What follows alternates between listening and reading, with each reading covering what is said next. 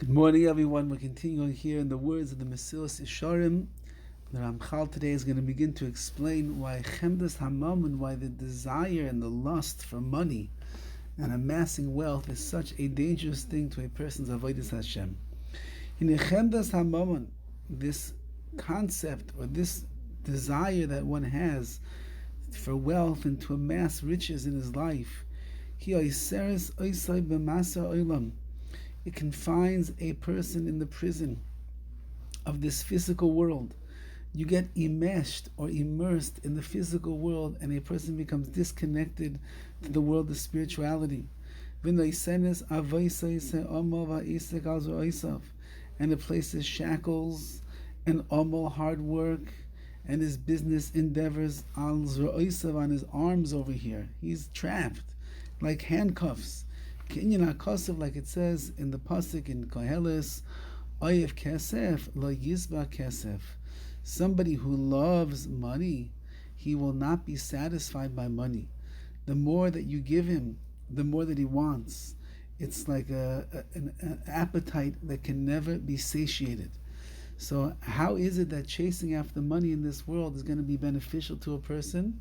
They'll become consumed in that realm of being hungry for more and more.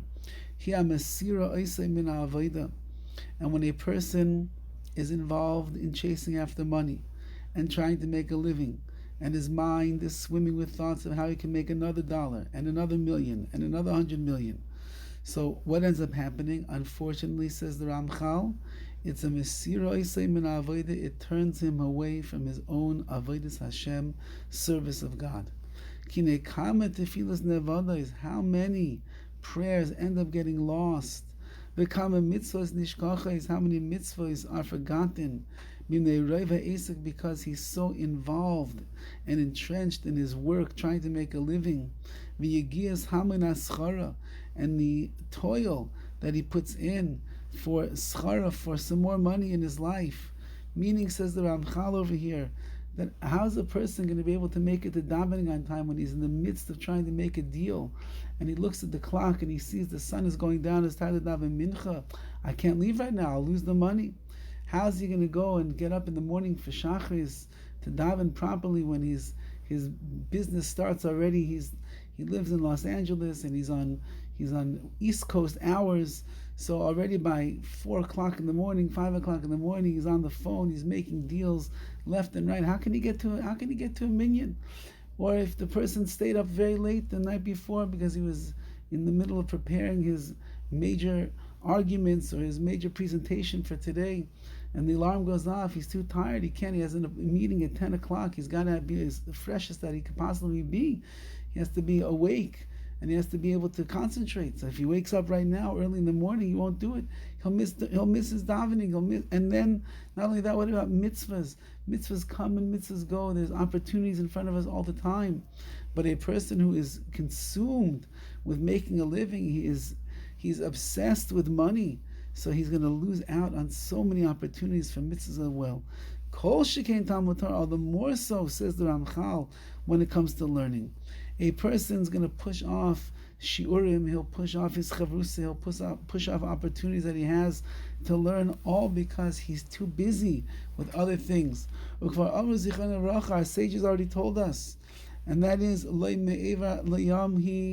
should know the Torah is not on the other side of the sea. What does that mean? Those people who travel abroad to make a living, you will not find Torah with them. It's impossible. They are too pressurized, and they're too preoccupied with everything that's going on. So too, we learned in Pirkei Avos, not everyone who is involved in trying to make a living will become smart, which means really anyone who is overly indulging in making a living and chasing after money, they will not become wise in Torah. It's an impossibility. It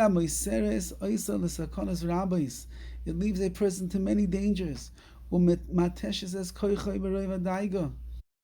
It takes away from his strength over here because he has so much daiga, so many worries that are going on. He can't even concentrate. Even if he got he became very wealthy. he's still consumed by his worries. Like we learned in the Mishnah, the more possessions that a person has, the more worry and anxiety that he has. He's worrying about what he has. His money, his houses, his cars, his properties. All day long he's worrying. So it saps him of his strength. And this worry and concern, where he's consumed with all of his possessions, many times cause him to transgress mitzvahs that he's supposed to do. Even some things that common sense dictates you're supposed to do. To be a nice person, to be kind to the poor, to watch what you say, not to hurt others. These things, he's so emotionally stressed out from the efforts that he's doing to make a living over here, it's going to impair his thinking process. And therefore, says the Ramchal, how careful a person has to be to make sure that they don't become consumed in a world of chemdas amam and chasing after money, monetary gain, and physical possessions here in this world. Have a wonderful day.